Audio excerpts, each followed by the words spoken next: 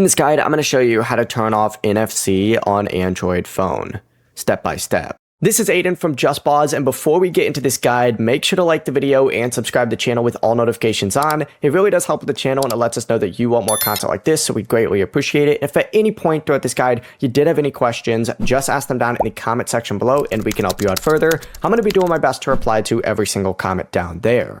First things first, go ahead and swipe down from the top of the screen to open up your quick settings. And for whatever reason, this does not show when I'm screen recording, but swipe down again.